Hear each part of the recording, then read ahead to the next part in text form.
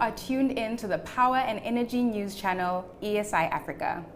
Today, I am joined by Mwesiga Peter, the Project Manager for Strategic Projects at Umeme Limited. Welcome.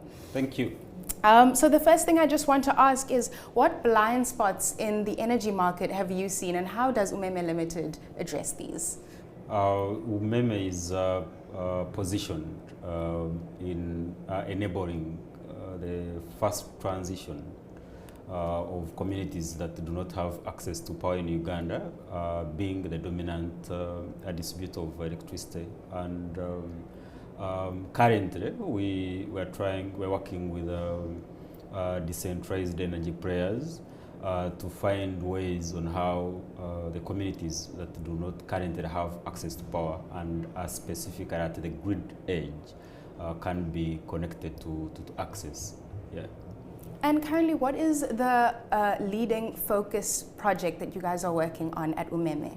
Umeme is working on very many projects, but today I would want to talk about the Utilities 2.0 project, codenamed Twake, where Umeme is in partnership with several decentralized energy players, including Equatorial Power, who are a mini-grid developer, Enagro, who are an appliance financing firm, and East African Power, who are an agricultural processing firm, as well as several other partners, including research institutions like Makerere University, the University of Massachusetts, on an integrated project where for the first time a main distributor, a main utility is working with decentralized energy players to see how can we bring access faster. After looking at one form of access, after a time of concentrating on extending the grid, we're now starting to ask the questions. Can the two players, can the two different technologies come together and move the access agenda faster? What are the different strengths that the different players possess that can be harnessed so that the access agenda can be fast-tracked? So basically that's what we're trying to work on. Mm-hmm. And you spoke about Utilities 2.0 and how it integrates Offgrid Solutions into the project. So why integrate Offgrid Solutions? What are the positives of that? Utilities 2.0 could be looked at as the next form of utility. So consider the current form of utilities as Utilities 1.0. So the next step would be, how do we integrate? Now, looking at Uganda's structure, for example, around close to 20% of the population have access to electricity from the grid. However, around 53% of Ugandans have access. So the implication is that the balance are getting access from decentralized forms. So those could be home solar systems, that could be access from mini grids. And at the end of the day, the question is, what happens when they meet? How do we harness the different strengths? For example, the utility like Umeme is built for scale, is built for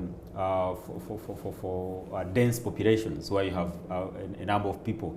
It's regulated and it has those advantages. It has established processes, systems, departments. Now, because of the regulation and because of the way it's built, because of its DNA to scale, it might move a bit slower than how decentralized energy players move.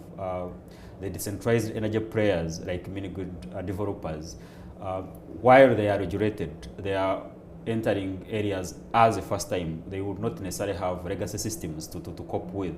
And they are faster, they are more, they dig more into customer focus, and they innovate faster. Now, when the two systems merge, then you have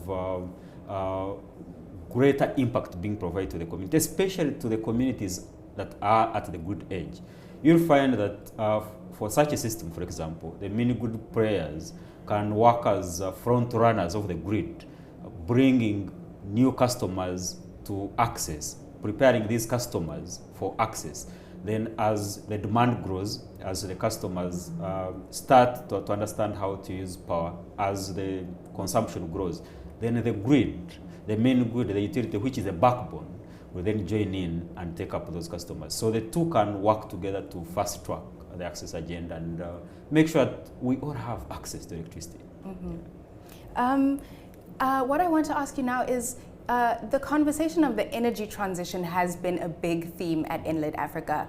And I just want to know, what is Umeme doing specifically? What is Umeme's focus areas in trying to achieve an energy transition? One of them is the Utility 2.0 project that we've just talked about. Umeme is also involved in different other access programs. We are supporting the government in implementing the connections policy, which is aimed at making sure everybody has access to electricity. Umeme is also supporting the government in creating hybrid access programs where customers can partner with the government in meeting the cost of connection. So as Umeme, we are trying to find all ways, create all ways that are possible to make sure that more people can get access to electricity. Yes. Mm-hmm. So the Utility 2.0 is one of them, but we have others, actually larger programs where we are working with the government to make sure government programs can be implemented, as well as creating new solutions that can enable as more people to get access as possible. Mm-hmm. And in trying to increase the rate of electrification around Africa, what is it that you think is important about collaborative events such as Enlit Africa in trying to achieve that? I find the event to be a critical bed for ideas. Not only do you meet new people, not only do you get to meet new ideas, you get to challenge the ideas you're working on. You get to collaborate, you get to look at new value systems. I think that we should have more of such events where funders are able to meet with investors, where experts are able to meet with other experts, and because it does not make sense if you are talking about the whole of Africa, if some great ideas are being implemented somewhere in Uganda, in Nigeria, and our friends, for example, it could be Ethiopia, it could be Botswana, do not get to share. So it's a great event where ideas get to challenge each other and see what can we borrow from one area of Africa to the other area. Thank you. Thank you so much for that, and thank you for joining us today in studio. You're welcome. For all of our viewers who are watching, this has been the ESI Africa Studio on site at Enlit Africa 2022. Be sure to like, share, and subscribe. Bye for now.